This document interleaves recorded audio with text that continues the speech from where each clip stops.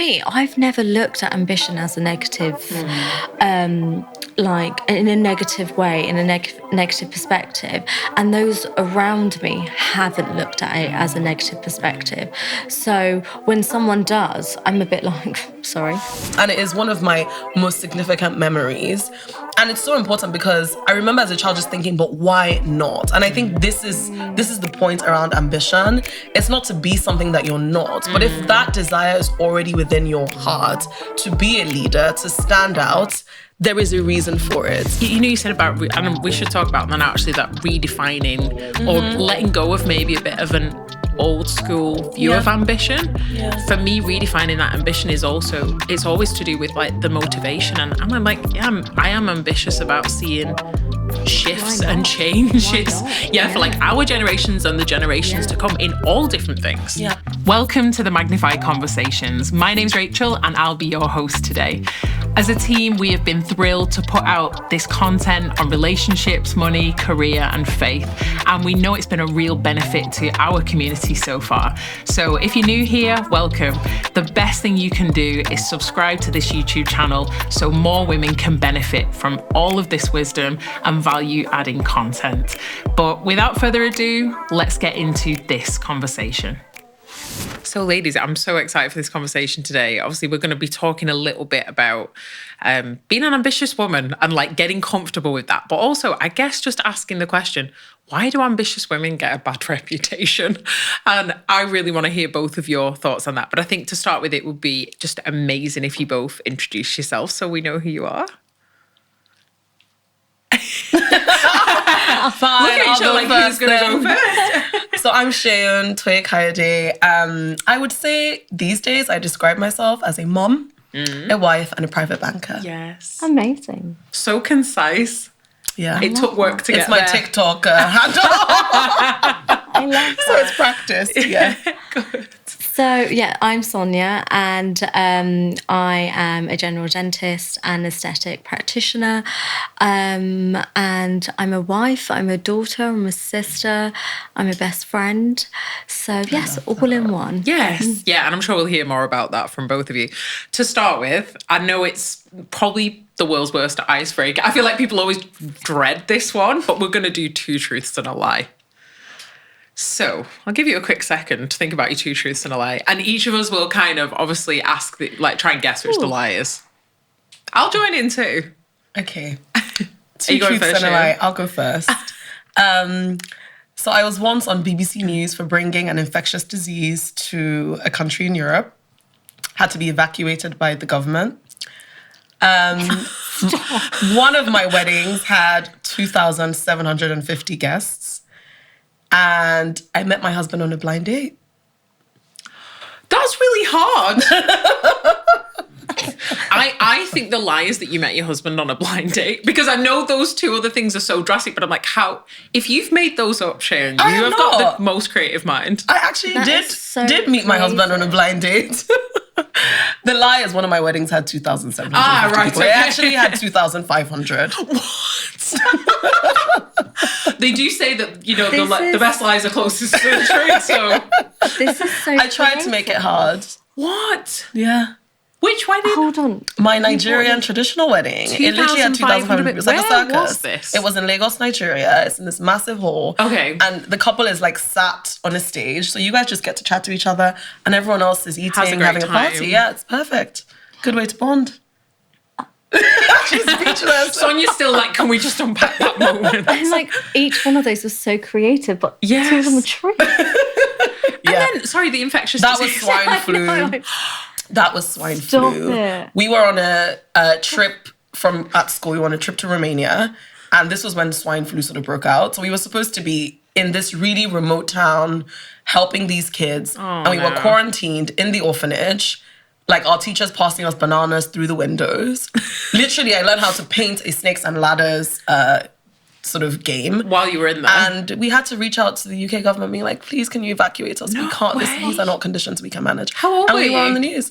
I was 17. Shouldn't be laughing. Yeah, it was absolutely traumatizing. Yeah, I bet it was. But in hindsight, very funny. And a good thing for something like this, clearly. Yeah. Well, swine flu, what a blast from a... I know. Yes, It's like yeah. in the world of COVID, it's like no one even remembers. No, it's swine like flu there was a something before COVID. Yeah. Wow. Yeah. Oh, man. Wow. I'm actually ashamed to share mine now after that. I'm like, oh, yeah, Well, I'm trying to revamp a bit of mine as well. Yes, just me because too. That was so creative. I'll go, right. So I have met Usher and given him a hug. Okay, yeah. I'm just so much on the cuff here. My background is in church ministry. I'm a church leader. And these are so boring compared to Shayla's. I'm not even going to try and compete. I'm not even. I'm the eldest of 4 girls. You're not the eldest. You're the middle I child. am. You are. Am I giving middle child You're energy? really not. But then the other two, maybe the Usher one, I just really want it to be true. It's true. Yeah, So you're not a church leader. No, I am. So which one's the lie? Oh, they're all the truth. No, they're all the truth. Oh, no. Do you know what? No, they're all the truth. Okay, so do you know in my head, I still don't believe the Usher thing. That's true though. So let me tell you the story and then, no, okay, I'm going to have to stop playing the game. Sorry guys, I just ruined the game. I'm like, which one's lying? I'm like, oh, they're all true. I'm a church leader, yes. I'm the eldest of 4 girls.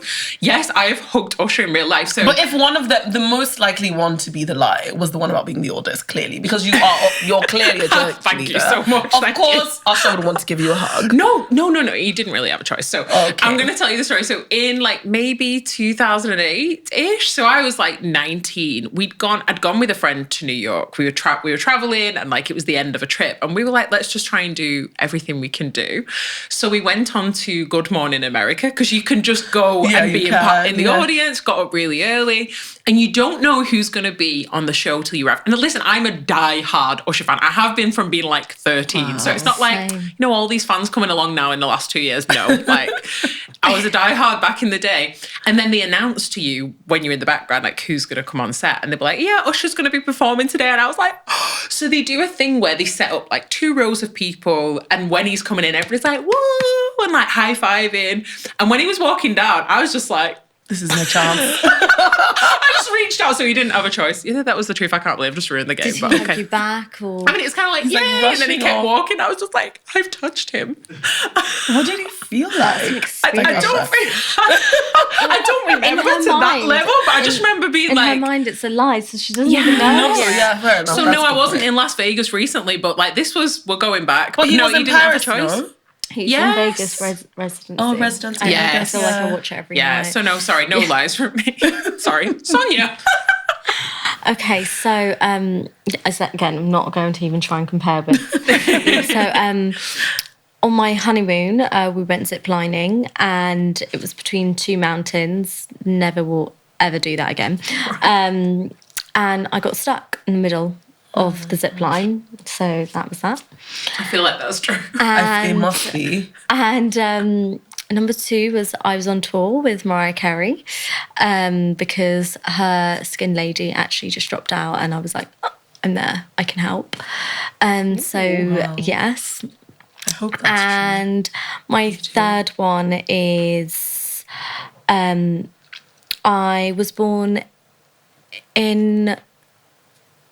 Wow, I'm just like trying to make it up on the spot. That's the true. Yeah, lie. so that's the lie. We've got you. That was really bad. Mariah Carey, can we just circle Me and back? Sonia can't play I was this like, game. whoa. I have 2 brothers. That's the lie. No, I'm not sure. Maybe the Mariah Carey one is the lie. Am I creative? It's not the lie. Which one's the lie? You guys, wait, don't you guess it? Or do I tell no, it? I guess the brothers, Mariah the two Carey. brothers She the guessed lie. the brothers. No, I do have 2 Oh. older brothers. So you didn't do the Mariah Carey thing? No. Oh, I really wanted wanted that to be true. So do I. But tell us about the zip lining anyway. Yes. So, there was 4 different like levels, and after the first level, I was like, "Oh, we've done it, great! Like, let's go back now." And the person helping us was like, "Oh no, you've got like 3 more levels." I was like, "No, I'm going back." He was like, "You can't go back unless you zip line back," and I was like, Oh no. What's going on? My husband was like, "No, it's fine. Let's just do it." And it got bigger and bigger and bigger. And then the 4th one, I was like, "Oh, I can't do this. Like, I'm not doing this. This is like a mountain. And my husband's like, oh, well, he'll go first. And I can hear him like laughing and screaming all the way down. Having a great time. Having the like time of his life, right? And he's screaming, this is the best thing ever from like the other side. I'm like, oh, okay, great. Like, it's going to be fine. So I did it. And it just got slower and slower. Oh my God. And stopped. And It was a tight yeah, line, though, it's just the weight. So your weight like is what drags you all the way. And I just was stopped in the middle, and I just looked down, looked around. I was like, wow, God's creation is beautiful, but here we are. And just meditated. Did you have to get rescued? So someone came from it and like came and just basically pushed me along. And he came really fast, and I was like, and yeah, that was that. I just looked at my husband like, don't. You're never going to do this again. No. But this was a great moment for him, though. Everyone was laughing. Even the person pushing me was like, this is so funny. And I was like, I'm on the verge of death, but okay. Here we are. You were clipped on, right? Yeah, oh, yes.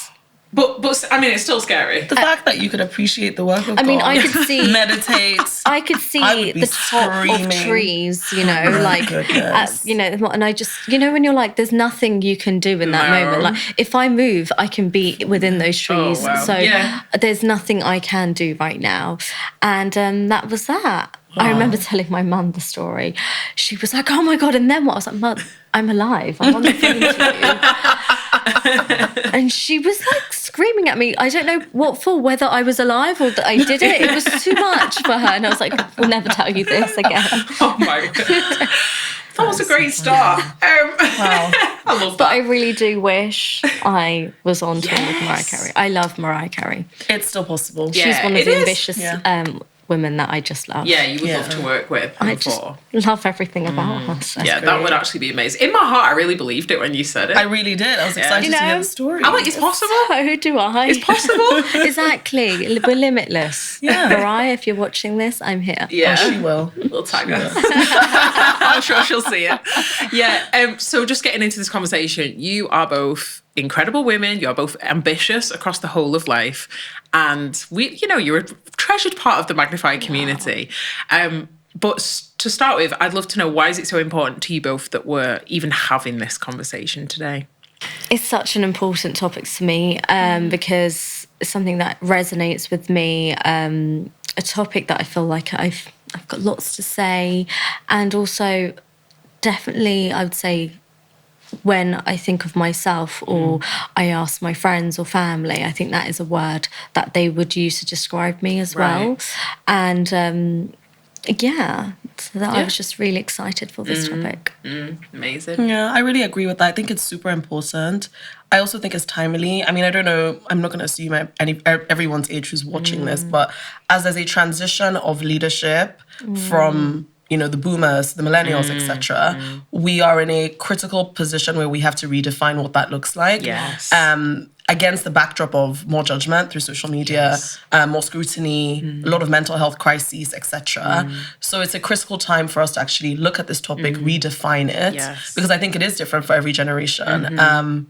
So yeah, super excited to talk about this. So interesting you said about the redefining that. Is so true. I think we've had so many ambitious people before us and that's been such an inspiration, but I think now with this whole the new generation, ambition looks very different from them as well. So I totally agree. When you were saying that, Seun, I was like, this is just, that was a moment for me. I was like, we're really going to dig into that, because I think obviously everybody has their perception as well of the word ambition. And I would actually say generally people would attach a lot of negative connotation 100%. To it, as much as the great side of like, that's great, you're so driven, like you've got kind of some goals in life, or you're a self-starter. But I think perhaps, and when you said it, I was thinking about it, perhaps from previous generations, that has maybe fallen into a place that's not super healthy. So but then, I'm guessing like we're millennials, right? You're both millennials, so am I. Wish I was Gen Z, but do you? I kind of do. We need a bit more of their courage. I think it's the boundaries, the courage, the surrender, the acceptance. I don't know, maybe I think there's a balance, and I know I that feel it's like something I we're want gonna some of that too. But that energy, I find really refreshing. Yeah. Absolutely. But I just wonder, even from previous generations, that word has become a bit tainted, and maybe we're still in that a little in the middle. You were saying just it's a critical point. It just dropped in me like, yeah, that's so true. And we have an opportunity to redefine it, but also not redefine it and like, that's bad and we're going to move away from that. But like, what does this actually mean? Yeah. And what is on the healthy side of ambition? What is maybe perceived as ambition, but it's kind of like, that's not how I am. Because I think there's a lot of misconception as well, especially around women who, we get a bad reputation. Basically, if people think we're ambitious, it's a bit like, well, slow down, calm down, or don't be so self-centered. And I'm just like, you don't even know the half. Like, we've got to get into it. We've actually got to understand each other and understand the motivation and where that's founded. So, I mean, I would love to know, where do you feel that's come from for you both? So that's that sense of ambition. And obviously you feel free to define that as well in a way that it makes sense to you, and that you would say, I'm ambitious in this way. Sonia, you were saying, my family would describe me as this. But where do you feel that's really come from? For me, I've never looked at ambition as a negative, like in a negative way, in a negative perspective. And those around me haven't looked at it as a negative perspective. So when someone does, I'm a bit like, sorry. Yeah, like, it doesn't make sense. So it takes me back, and I'm a bit sort of confused. But I'll touch on why on that in a moment. But where my ambition really does come down to, and I say this all the time about anything I do achieve, is truly my parents. And so they were of the generation that came to this country. My mum especially came when she was 20, didn't know much English.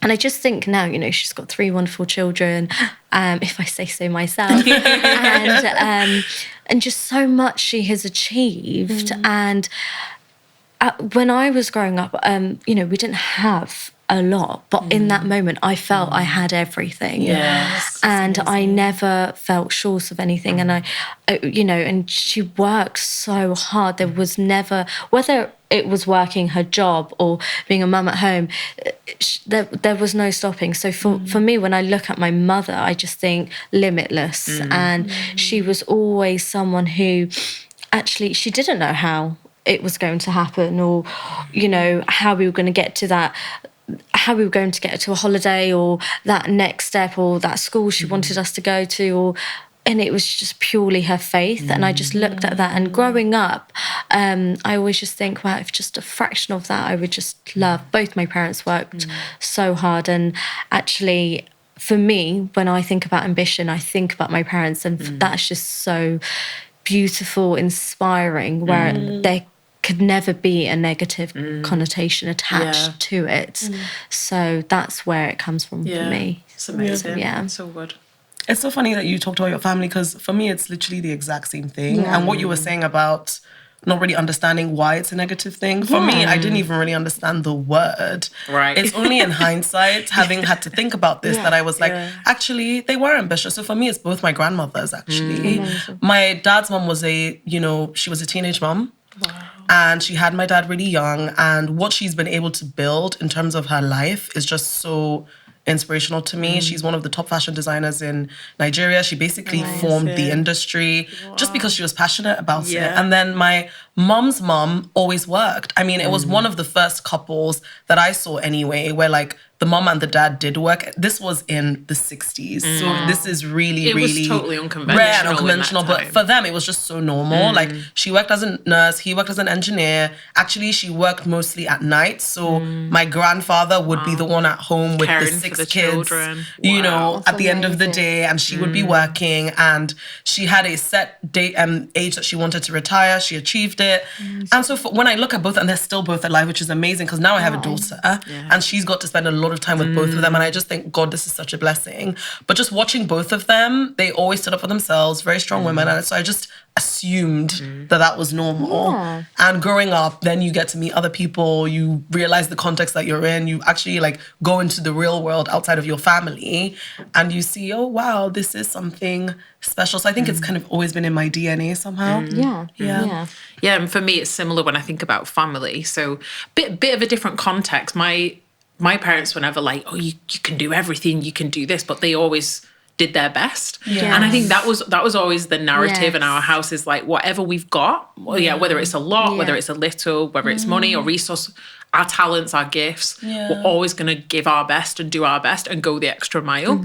So that over time, that sinks in. And so then I think if you have that attitude, you kind of like that translates to ambition, or it can translate to that of like, everything I do, everything I put my hand to, I want to do it really well. And I want to see it flourish and thrive. And then secondly, for me, in my faith, is also like anything I've been given and any gifts that have been entrusted to me, or any way I can open a door for someone else has been a big thing as I've like got into my 20s and 30s as well. Actually, I feel a responsibility to do that, and I want to do that. And so I think, you said about, and we should talk about that now, actually, that redefining or letting go of maybe a bit of an old school view of ambition. For me, redefining that ambition is also, it's always to do with like the motivation. And I'm like, I am ambitious about seeing shifts and changes. For like our generations and the generations to come in all different things. So I totally agree with that. I just remembered a story that I think is really important for me to share, to just bring to life this story I told one of my grandmothers. So I was in maybe reception or year one, and we were doing a school play. It was Christmas time, so it was a story of Jesus being born, etc. And everyone was given an opportunity to say what character they wanted to play. And I said, I want to be King Nebuchadnezzar. The teacher was like, it's a man, like, and it's a king. I was like, no, I want to be King Nebuchadnezzar, because I just thought, I have a loud voice. Like, I didn't even think that it would have to be a guy, and everything else became about that. And she was like, I'm not sure. So I told my parents, like, I really wanted to be King Nebuchadnezzar, and they wouldn't let me, blah, blah, blah. My mom was like, yeah, it's a guy. My grandmother was like, why not? So? Absolutely. In the olden days, they would wear these purple robes, and she told me stories of like royalty, etc. So I think maybe that was what was playing in my mind. And I ended up playing that role, and I had my purple outfits, and it is one of my most significant memories. And it's so important, because I remember as a child just thinking, but why not? And I think this is the point around ambition.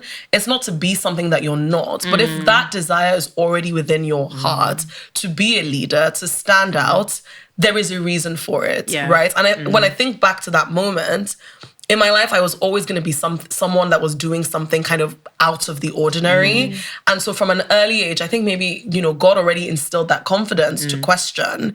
And I think for me, ambition is really about choice. Right. It's not about being a working woman or like, being a high earner or whatever, or being a stay-at-home mom. It's about doing what you have chosen to do and giving it your all and defending the authority that you have and the power to actually make that choice and live it out. So I don't think, because people think, baby boomers, they were all stay-at-home moms. They weren't ambitious. They were, because they had 6 kids. I have 1 child. Okay. You have to be an ambitious woman to really have 6 kids and really like raise them and do that with everything that you've got. So I think, to the point I made earlier about an opportunity to redefine the word, I think it's an opportunity to bring in maybe areas or careers or paths that would not have been defined as ambitious paths for women, especially now. The family, it needs to be defended. You need ambitious women to do that, So I think, I'm excited about the opportunity that we have within our generation, especially around this conversation, and to just really take a moment to think, this is about choice. Yes. As long as women are making their choices, people are making their choices, and they are ambitious about whatever vision they have coming to life, that's what it needs to be. Yeah. Because it gets pigeonholed so much to a certain career type or even a certain personality type. Yes. And then I actually think then women who maybe aren't defined as ambitious think, actually, I'm trying to build towards something. I'm trying to change something, but maybe I'm not the loudest. Maybe I'm not working full time. But because that's what I'm saying. You were saying about stripping off that kind of old narrative and being able to redefine. We have a key opportunity to do that. But I think you've got to bring language and story almost to what that looks like. Absolutely. Yeah. I think it's a vicious cycle in this culture. And actually, as I mature and the older I get, I feel like a veil is being lifted off my eyes, that actually, you have all of this in the social media, even in schools now, what's your purpose, who are you, etc. Great, okay. I mean, I wish we had that when we were at school. And it really gets people to think about, really, who are they? What is their purpose? What do they want to do? And once somebody knows now, that they will do everything, right? You really want to help them and drive them in that direction. But then if you now start to put a negative attachment towards their drive and ambition, etc., then where does it end? And I think we're in this cycle, and it's just breaking from that cycle. There is no cycle. There should just be you in your life, and there's enough light for everyone. Let's shine together. It would just be one big bright place, and instead of just dampening people's, energy, and as soon as they are passionate about something, why all of a sudden stamp on that? And bring the such a logical. It's confusing. That's why, for me, when somebody does say it in a negative way, I'm like, how is that an insult? Like, unless it's doing something to that person who is finding it negative, and maybe they should be questioning, actually, is this a threat to them, or why is it making them uncomfortable? Because actually seeing other women ambitious succeed, not just other women, other people, but for me, especially seeing other women really succeed, I'm like, wow, that's so inspirational. They're putting those steps before us, so we can just easily, they're doing all of that graft, and I just think that deserves praise. And, what a testimony, not the other way around. It's not like this gossip or an insult. So yes. And it's totally a mindset thing, because I think for and not always women, but just for people who maybe feel a bit uncomfortable by someone else's attitude or ambition, or and that can happen. Absolutely, or they feel a bit threatened, like you said, Sonia. I think it's an opportunity to look within and be like, well, okay, why do they make me feel uncomfortable? Or for me, and I think maybe not always, but my mindset has been, wow, I'll listen even to both of you and so many amazing women that I meet, and I feel inspired and challenged, not to do what they're doing, but to really dig down into, like, what am I supposed to be doing, or like, what's in me that needs to come out? And that's for me where the authority thing comes in, Seun. It's like, we make it about things and goals, and all those are steps along the way. It's a lifestyle. But it's a life. It's who we're actually becoming in the process. And it's so connected to our faith, connected. Like, for me, that is the difference. Your perspective on ambition is really a reflection of what you truly believe. While you were speaking, I was thinking, like, one of my favorite verses is, and in the message it says, "Blessed are you when you show people how to collaborate instead of compete." Right. And if you think about the backdrop of our world, our culture, it's me against you, us against da-da-da. I think we have an opportunity as people of faith to flip the script a bit and say, actually, you can actually collaborate and work together. Like, I was reading recently about the disciples and how they shared all resources. No, everyone's needs were met. They all had different gifts, but they were able to work together, and each of them actually stood out. So it's this mentality of like, okay, to be successful in what I'm doing, I need to be the only one. How lonely. Actually, people thrive best within community. And thinking about ambition and community seems like, this doesn't really... No, it totally aligns. It completely aligns. That's what actually makes, your life attractive. When you are someone who is tracing this path, you have your goals, you have your ambition, you have what you want to achieve, but you're doing it in a community of people who have different goals that they want to achieve. And you guys can work together, you can live your lives together, you can support each other. So I think that's the bit that we have an opportunity to demonstrate. Like maybe in older generations, we didn't see that much. I'm not going to say I saw it. I kind of really didn't. But what I'm seeing in our generation, which is really encouraging, is it seems like everybody's up to something. Everyone is so busy. Yeah, you know? no, definitely. And I love what you said, is actually just taking it back to the word. And whether you're a believer or a non-believer, for me, the Bible has so many examples. And I think, you know, for example, like the disciples, that was a team. And actually, every single disciple had a different personality, different gifts, different strong points, different weaknesses, but it worked. And Jesus, the Son of God, God himself, had a team. Let's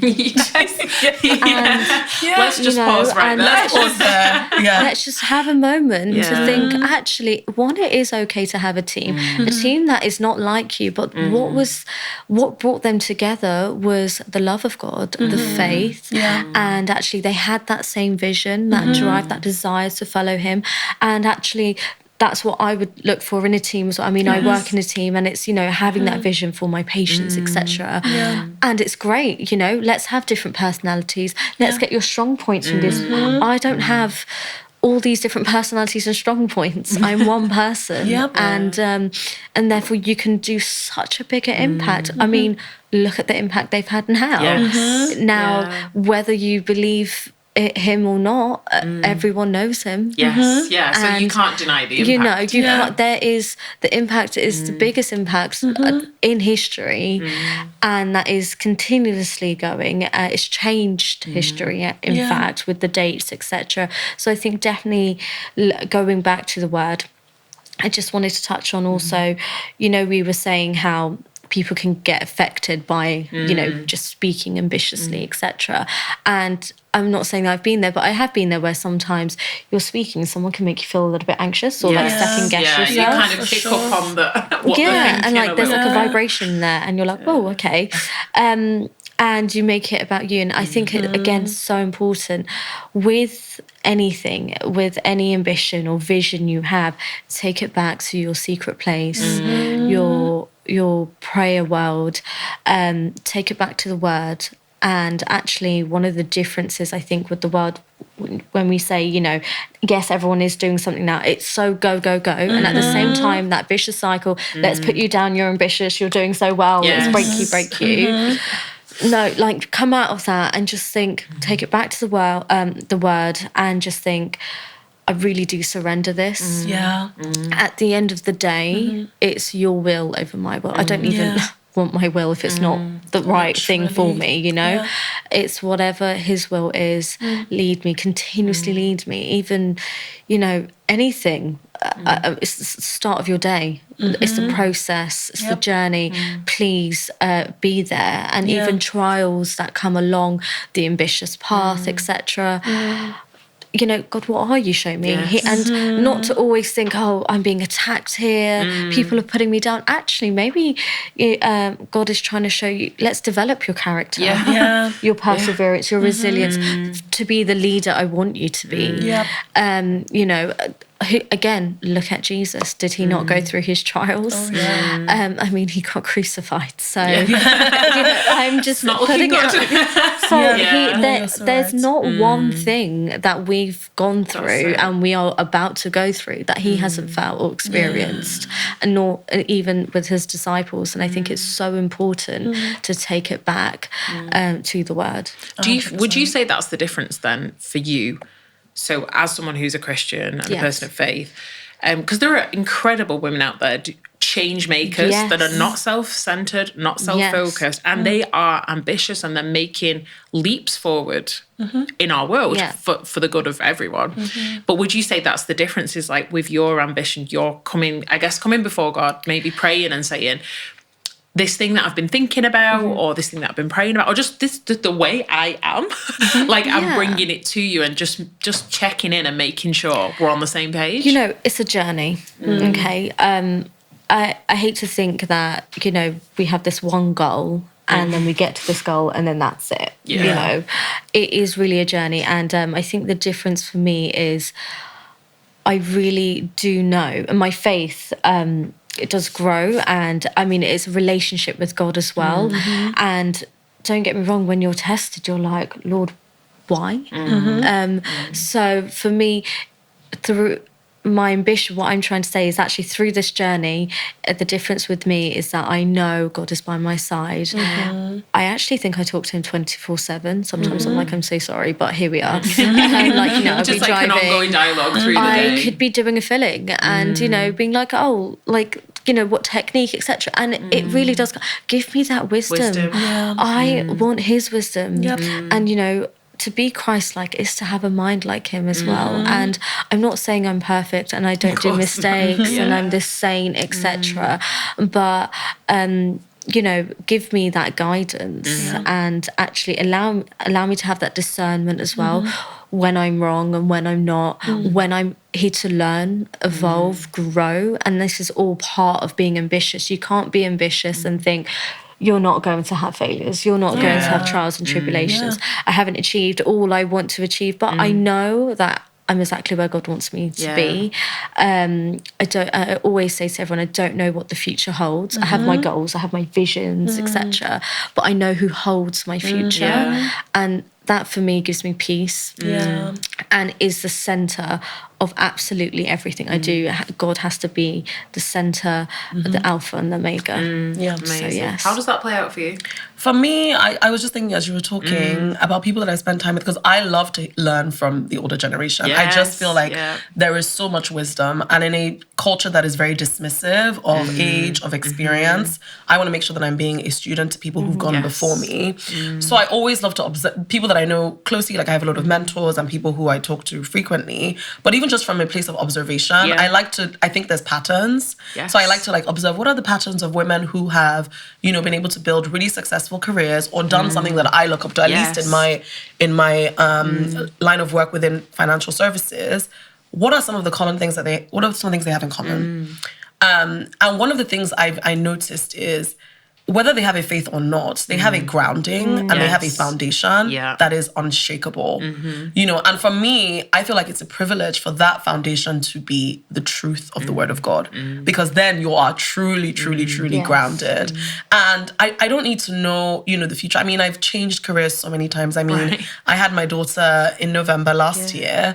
I came back to work to a completely different job. I came back to work full time. I didn't do any kind of, taking something, because I was like, I'm going into a new job. I had to do a diploma in 3 months with, a 6-month-old. I had to be in New York without my family for a couple of weeks for training, in London for training. On top of that, my sister was getting married, so I was helping her in loads of different countries. And it was just a really hectic and busy season.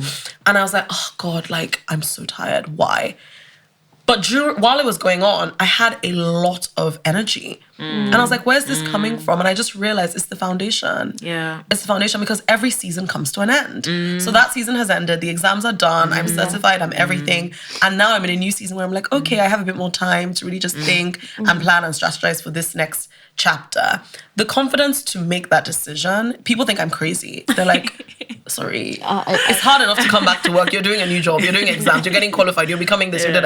But to me, it just makes so much sense, because the vision that I have for my life is not my idea. It really, really, really isn't. I was actually saying to a friend of mine the other day that I remembered a really close friend of mine who's super prophetic said to me, I don't know, 10 years ago, I feel like God is calling you to be in financial services. You'll be able to discern markets, help people invest. And I was there thinking, where were you at that point, just in terms of your education or work? Maybe I was 20 or 21. I was just interning at the firm that I work for now, doing nothing to do with what she was describing. In fact, I had no idea what she was talking about. Did you have any desire towards No, that? let me just say, I also had zero desire. Like, I don't want to do that. I don't want to do harder. I just want to like run a charity and like, you know, because in my mind, that was what serving or service would be like. Yeah. You know, I'm a Christian. I really believe in God. I don't want to be in that industry. I want to be in, you know, whatever industry. Quote unquote, helping people. Exactly. Yeah. And now I remembered that the other day and I was like, wow, look at God. Yeah. It was not by my own design. It's not like I heard that and I was like, okay, now I've got to like find the right jobs. It literally happened over a period of 10 years of God just opening the doors to me. And I think that is how we are supposed to live. Ambition is not about trying hard, doing more. Actually, it's about surrendering and doing less. Yes. So true. And that is the journey that I've always been on that journey. But more and more so as you get more and more responsibilities, the world is saying do more, try harder. God is saying trust me, Yes. do less, surrender more, spend more time in your secret place. That is the fuel to continue to drive this vision that I have given you. You know, because it's the same when Jesus was born. People can see your light. Yeah. You know, and some people will try to help it shine brighter. Yeah. Some people will try to dim that it. light. You cannot assume that you're the only one who knows the secret thing. You know, when you talk to someone who's going places, you know. Yeah. You know. Yeah. And so with that understanding, it's like, okay, how do I actually steward this gift of a path that God has given me? It's never about you. It's always about someone else. I remember the other day I was sat with a woman, very, very wealthy lady. And we were talking about, you know, how she's built her business, etc. And I was just there like looking and thinking, wow, like she's so amazing. And the Spirit literally said to me, this is what you look like to some people. Wow. And I was like, wow, what a responsibility. So this thing about living this life, especially now that we have social media where we get the opportunity and the privilege to share with people that we may never meet what our lives are like, it's very, very important to understand that actually it is a privilege. That is service more than anything else. Like I take these social media breaks because I'm just like, this is too much. I really don't like negative news. I'm not really sure I love all the content that's out there. So I was like, oh, I'm taking a social media break. And I'm not even sure if I want to talk about my family anymore on social media. That same day, I'm like about to get off Instagram and I get this long DM from this girl who's like, hi, Seun, I know you don't know me, blah, blah, blah, but I've just been really encouraged by seeing you post about your family, your daughter, your community. Like I made a decision a while ago that I didn't want to have children and I couldn't because of the life that I felt I needed to live. But seeing you has really given me hope that it might be amazing. possible. Thank you. And I was like, God, I hear you loud and clear. Social media break, great, but never ever just going off, you know, Instagram. And this comes back to the thing about our faith, because a lot of people just are on Instagram or social media because they want to share about their life from this place of, oh, look at me, look at what I have, look at what... True. For me, it's actually a struggle. I don't want to share that much about my life, actually. It's the most precious thing that I have, my family, how I live, etc. But it's a calling. Yes. And I have to honor it and I have to see it as the responsibility that it is. Because, you know, being able to live this life the way that God wants us to live it, at least trying. No one is perfect. But for people to see someone trying, it's so important. And I think just that DM has got me, because that's not a little thing. Like, That happens to hey, me thanks for what you're all putting out. the It's like I'm actually reconsidering whether I will have children or not.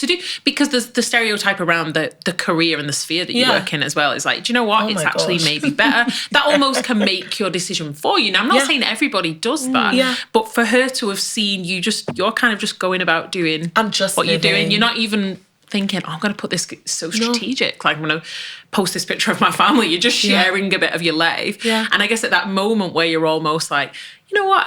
And I totally get that too. Like, maybe I want to protect my family a little bit more. Yeah. Maybe I don't actually want to be this vulnerable online. And I know vulnerability is a huge thing for you. Yeah, it is. But you just like, maybe I want to protect myself online. And right in that moment, it's almost like that surrender thing comes in again. Yeah, it's like, if it's your idea and your vision, you're like, it's not strategic, it's not right for my life, I'm going to stop. Yeah. But there's always almost a moment that held you in your tracks. Yeah. And you're like, oh. It's surrendering to the fact that actually it's God who's going to protect my family and protect my life, not me. It's not by not posting on social media that we will be protected. Yes. You know, it's like, there's nothing new under the sun. I'm not the only one on earth with a family. Yeah. But it's just that thing of recognizing, and I'm so passionate about this. The reason why she probably felt comfortable to send me that DM is because I'd shared online, like, I'm quite nervous about this season.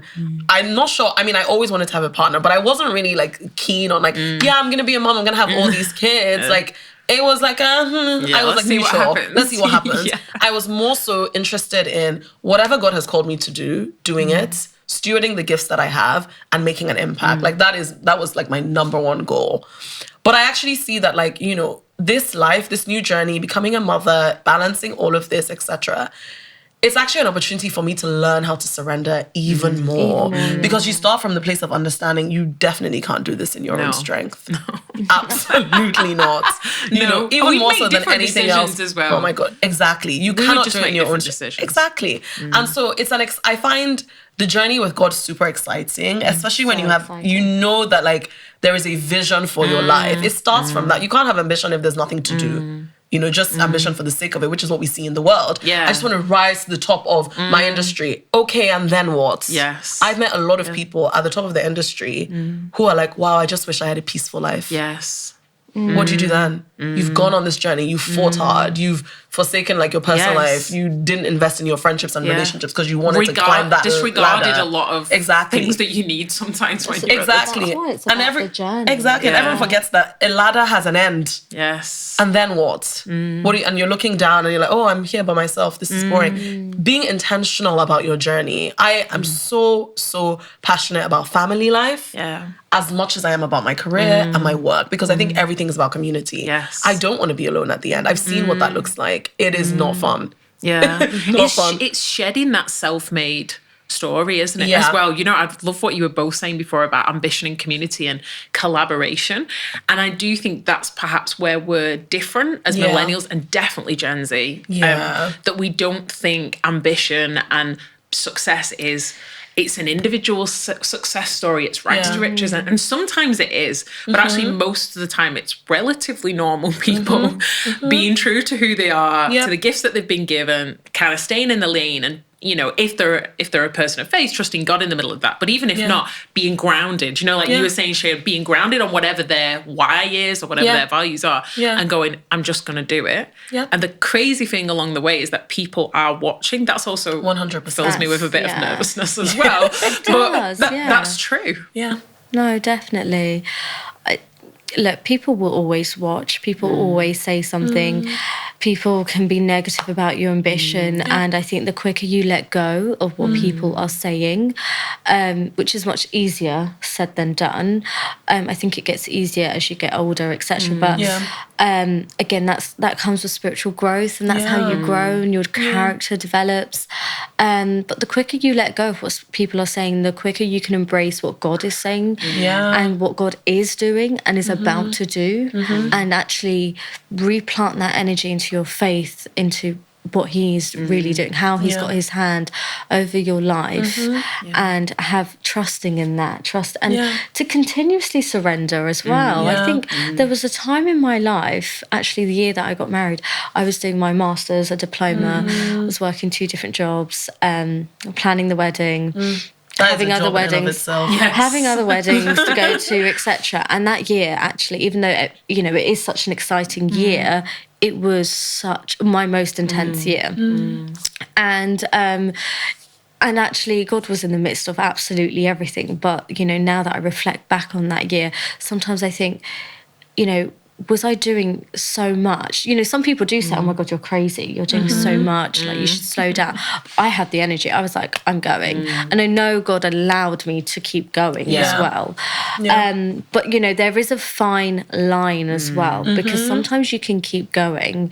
And that's because even though you can be a believer, a woman of God, etc., and you have your faith, but there is that fine line that you can tread on, be like, no, I've got to do everything. I've really got to do this. I've got to submit this essay and cook this and do this and do my skincare and do everything. And we know that's going to take a full morning based on what we see on Instagram. Exactly. And do all of this, and you're like, wow, that's exhausting, right? But actually, that's because we're trying to control the situation subconsciously, and that's not surrendering. You're really not allowing God to really take control. And again, I keep saying this, take it back to the word.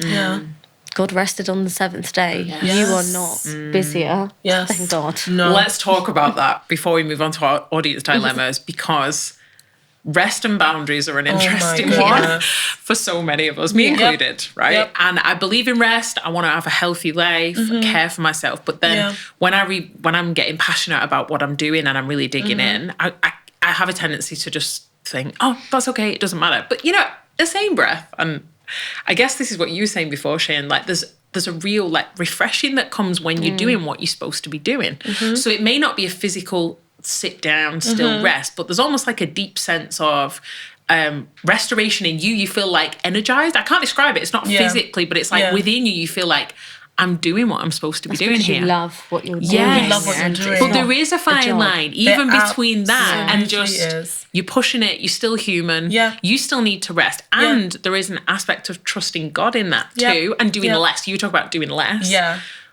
Just let's talk about rest and boundaries. What is my that like goodness. for you two? Wow, it's huge. Well, isn't for it? me, I actually had a really like significant moment in my life, similar to you. The year I was getting married, we'd had a couple of bereavements in our family, you know, a lot of drama.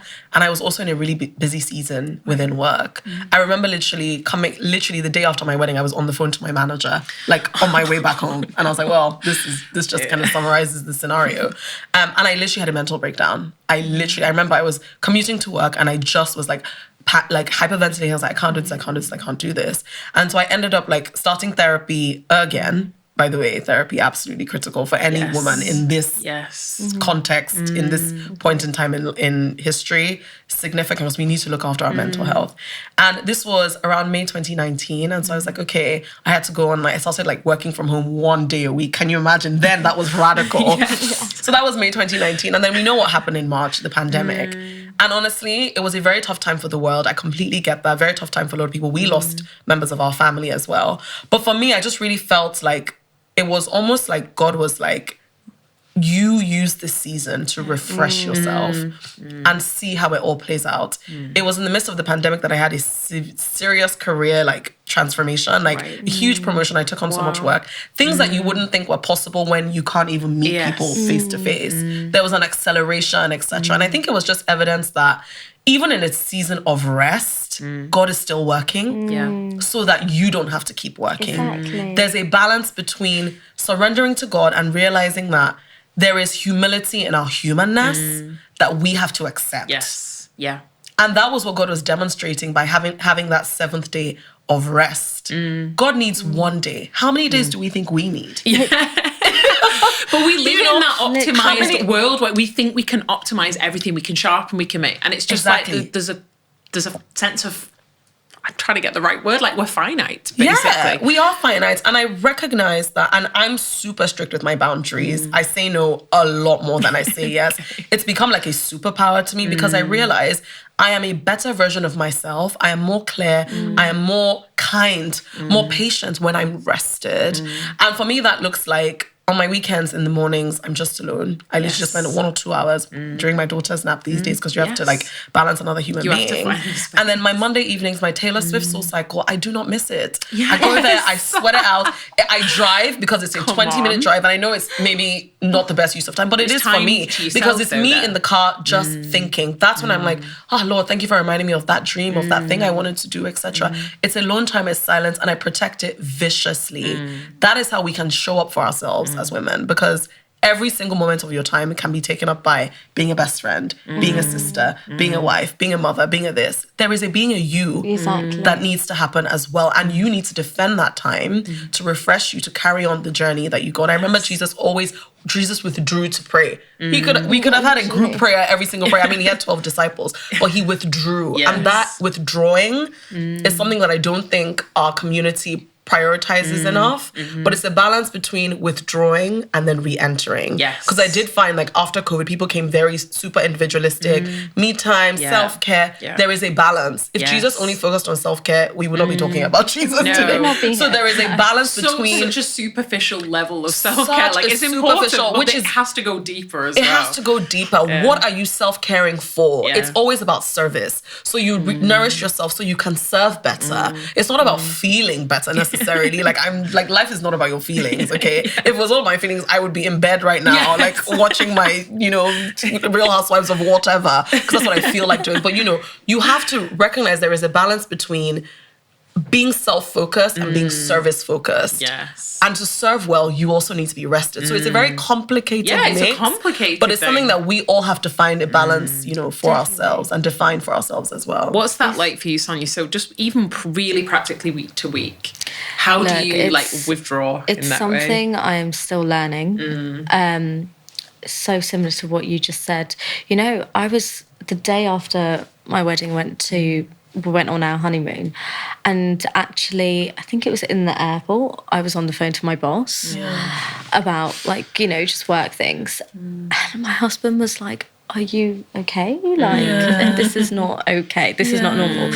And actually I was so tired from just the build up, everything, the whole year, actually. I think I was just walking through that airport with one eye closed. And it was actually, and then he was like, oh, this is going to be such an amazing time. You can fully rest. And bless him, he was trying to really make it like a time where I could rest. I was like, no, this is our time. Yeah. And it was strange, actually, because I remember just one day just waking up and it was just looking at sunrise, went to Thailand, it was beautiful. And I was just so still, and I was like, wow, I'm thinking about 100 things in one go. And it just kicked in, and I was like, look, something has to give now. Absolutely. This is not okay. You're on your honeymoon. You've got this view, that only, for me, only God could have created that. Yeah. And 100 things is going through your mind right now. And I was like, okay, so, and that's when I just sat and I just prayed and I surrendered, and I really just gave it. I was so raw. And God, I'm getting a bit emotional. I was just so raw, and I was just like, actually, I want to rest. I don't think I know how to rest. Yes. I say I'm resting. I think this holiday is a rest, but I don't know how to be in this holiday. Yeah. That is so. And that's I real. was, Yeah. and it really did. My husband was amazing, and actually he could really see that, and he was like, and I remember him saying to me, like, I have two amazing, beautiful nieces, and when they come over, they're just a joy. And he was like, they're resting with you, they're playing, etc. They're allowed to rest, right? And you want to give them that rest, don't you? You want to give them everything. So why would your father not do that for you? He wants you to rest. You're allowed to rest. You deserve to rest. And I just remember break down and just crying about it, thinking, wow, I can't believe it's only now that I'm processing this, registering this. I know that we've come across rest and boundaries for years before, etc. But it was only really then that it sunk in, because I actually had that time was meant just for rest. And now actually I'm very obedient with my boundaries. I'm still making boundaries. I'm still loosening some boundaries. Maybe it was a bit too. Sometimes you have to pull it back completely, and then because you need to know what works for you. Very obedient with it, but actually, when things are a bit overwhelming, or even if I'm resting, look, I can't, like last night, for example, I just picked up my book and read. It doesn't mean you have a button that switches off and says, right, you're going to stop thinking about work, especially when work and your career is something you love. It is a passion. Absolutely. It is a passion. For me, it's not a job. I'm so honoured, I'm so blessed, I can say that I love it. And so actually just to switch off, to stop thinking about, I don't know, anatomy or something is a bit bizarre for me.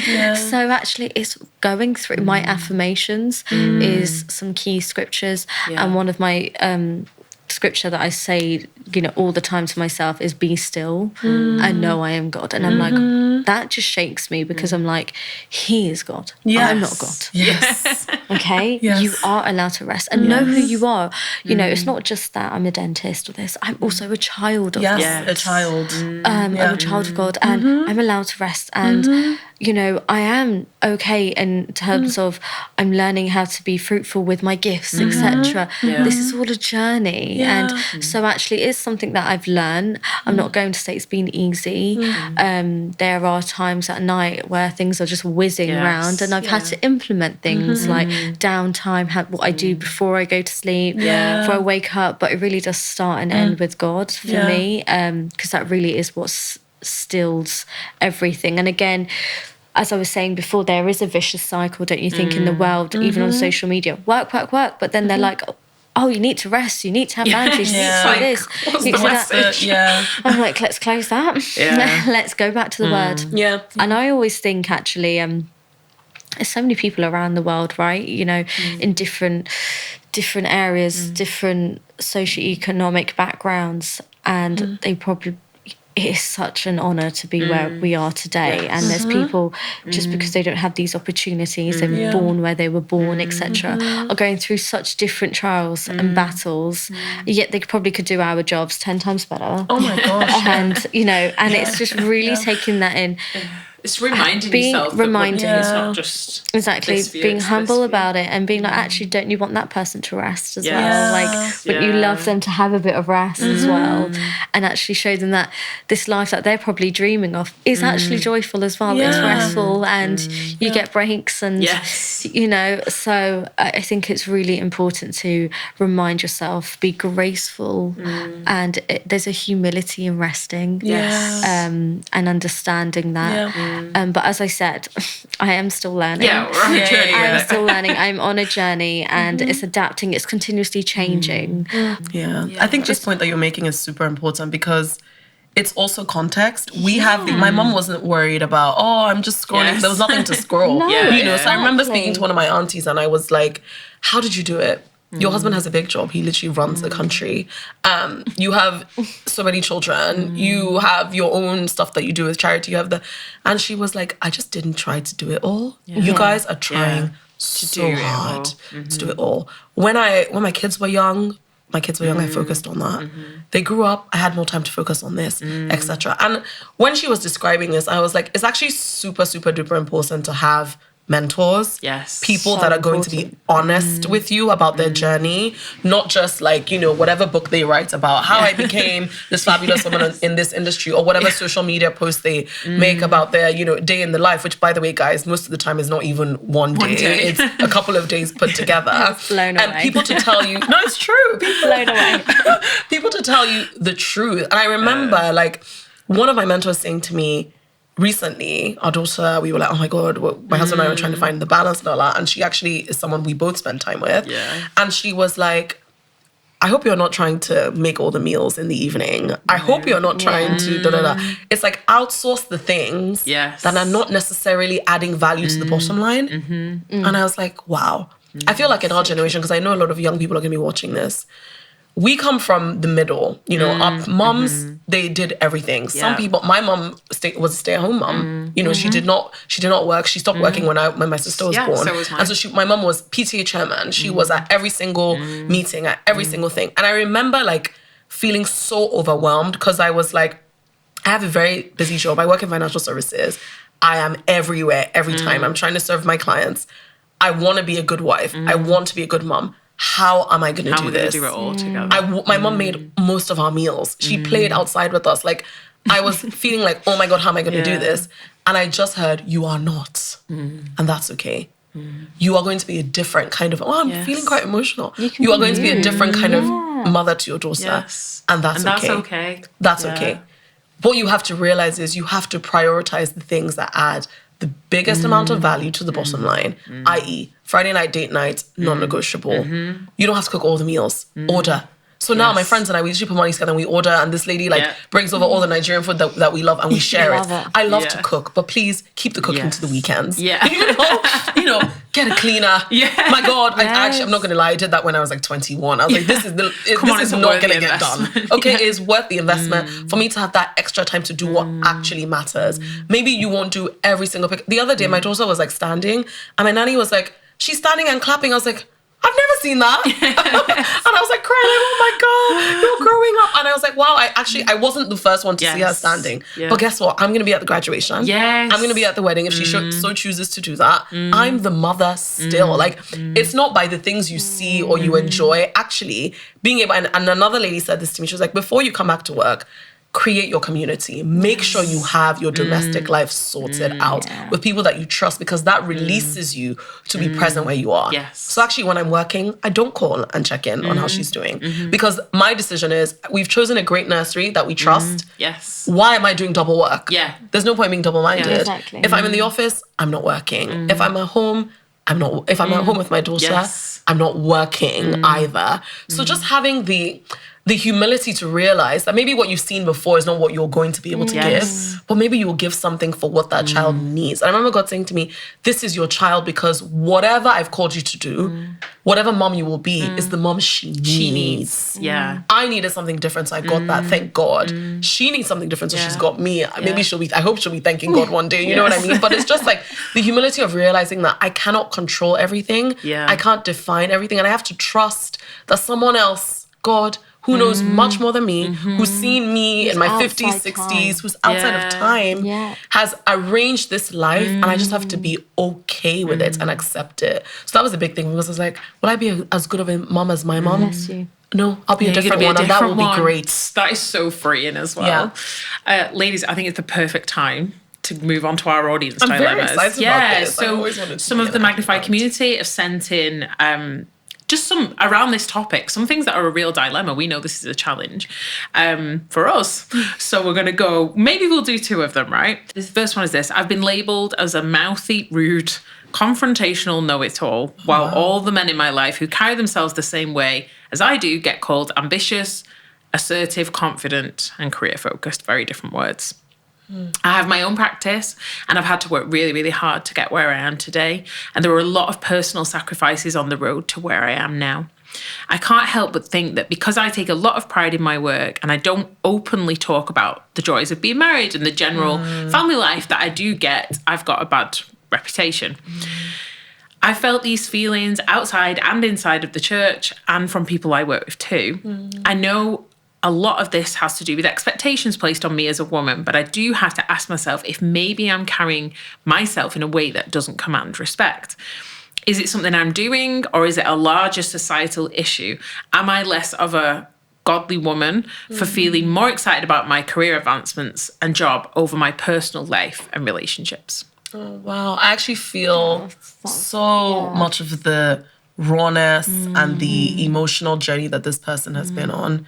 My answer, which I believe is my life's work, is vulnerability. Yeah. Vulnerability. Yeah. You know, the world does not create a safe space necessarily for women to share our struggles. So we have to create it for ourselves, which is double work, I know, but there is nothing new under the sun. There are so many people who feel this way. I felt this way, where it's like, I know what I'm here to do. I'm focused on it. I have an amazing family life. I have great friends. I have a child. I have all these things. But that doesn't mean I'm not me in my context. And I have been described as bossy, etc. And I just think to myself, whatever. I know how God sees me. I know that I'm not narcissistic. I know that it's just because you have not seen this before. It's very difficult to be the first. Yes. It's very difficult to be the first, to be pioneers. So if you just sort of share a little bit more about your struggles, you know, I know the world is a scary place. You know, it's not easy to be vulnerable. But I've never, ever, on the other side of having a vulnerable conversation, it's always been a positive reaction. Because people feel like, thank God someone's admitted it. Yes. It is not easy. This journey is lonely. If only I had someone to share this, you know, life with, this experience with. And there are many women who, you know, people like you, I'm so happy I met you today. Who knows, you know, what will come of this. You know, but it's like, you do need a community. And I fear that a lot of women are going on this journey alone because they don't know that this is how it feels for other people. Yeah. Because all they see is the perfect Instagram and the perfect TikToks and the perfect videos. But actually, behind that is a struggle, an emotional struggle that requires a community to cope with. So what I'm wishing for this person is a community of people she can trust and really share with. And you'll find that when you're enriched within your community, you have less expectations of other people to accept you. Yes. So for me, I literally said to someone at work yesterday, no one here can make me have a bad day. No one. They don't have the power to do that. Because in the context of my world, the position that you are, you cannot define me. I'm defined already. Too late to change everything that I already know about myself. You don't even have, I'm not going to give you the authority to enter that sacred place of mine to tell me that I am bossy. What matters to me is what my God thinks what my Yes. family thinks, or what my community thinks. Yeah. Those are the people I've chosen. I put a boundary on who can define me. And so sometimes we actually actively have to do that. And it's not easy. You know, I do have days where something is about to affect me and I just have to remind myself, whoa. What does God say about you? Yes. You have your life scriptures. You remind yourself of them. You think about memories of how your friends and your family describe you, which is why it's so important to invest in that intimate community. And then you have perspective. You're like, okay, this doesn't get to enter that space, and it's protective. Yeah, that's so helpful. I Sonia, any mean, thoughts on that truly touched me. I just want to say a couple of things, actually. Firstly, just go on from what you were saying, have a support system. Yeah. You need to have a support system. And it could be, you know, whoever you want it to be. So for me, for example, I'm blessed and grateful to say that, you know, it is my husband, my mother, my one of my best friends, my archbishop, my senior pastor. I've got, and it doesn't mean I share absolutely everything there, but, you know, if something is on your heart, and actually this is on her heart, I would take it to my senior pastor. She's a woman, and actually she's, you know, a leader as well. And I would take, you know, actually, do I come across like this? How do I not come across like this if that isn't your intention? Because, you know, to some other people, it can come across a certain way. And sometimes when we are so fixated on something, we don't know how we come across. I've learned, you know, how I've come across in certain ways. And actually, I could have said things differently. Well, none of us are perfect. But it feels like she is surrounding herself with these constant voices. And it's just interesting, isn't it, that she said that the men are described as ambitious, and there it's positive, and, you know, career focus, etc. We need to break this culture. Okay. Excellent that the men are that, but also excellent that she is that. And nothing can I say, go back to your word, go back to your secret place, be as vulnerable, if not more, and authentic. You know, when you surrender and give everything to God in your secret place, look at the scriptures and what it says about you. You were made in his image. There's nothing about you that does not make you a godly woman. What makes you a godly woman?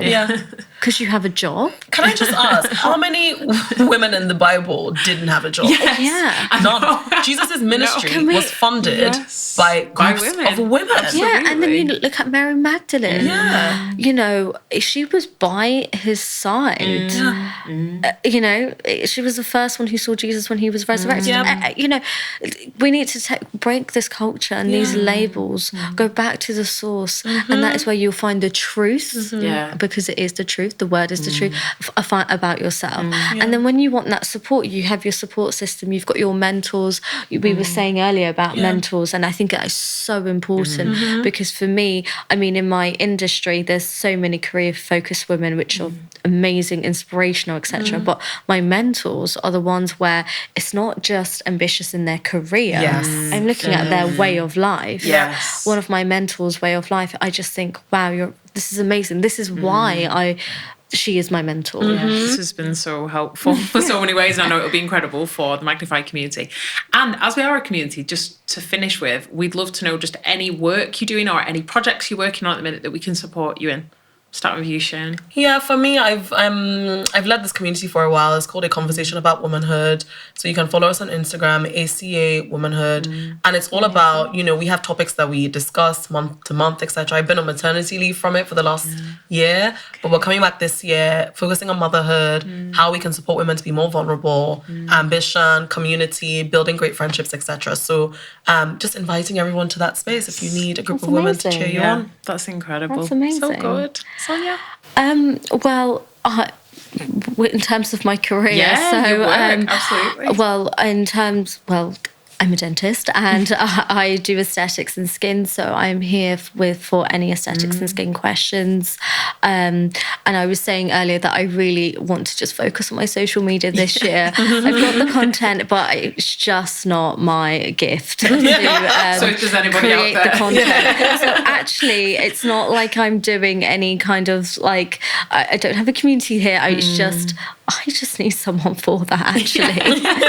And we can have a little team. But I'm here for any aesthetic and skin questions, etc. So, yes. That's amazing. Ladies, thank you so much. Thank you for your time, for your wisdom, and just for your input into this conversation such an honour today. So Thank you. Thank you, Rachel. You're great. Thank you for joining us for this week's episode of the Magnify Conversations. We hope you've enjoyed it and found it really value adding. If you're new to our community, or perhaps you're just joining us for the first time today, we have an Instagram. Our handle is @Magnify Collective. You'll be able to find everything you need there to keep up to date with us. Next up, if you have a story that you would like to share on the Magnify Conversations, you can go on our website, magnifycollective.com, and share your story with us. We really look forward to seeing you for next week's episode on Monday.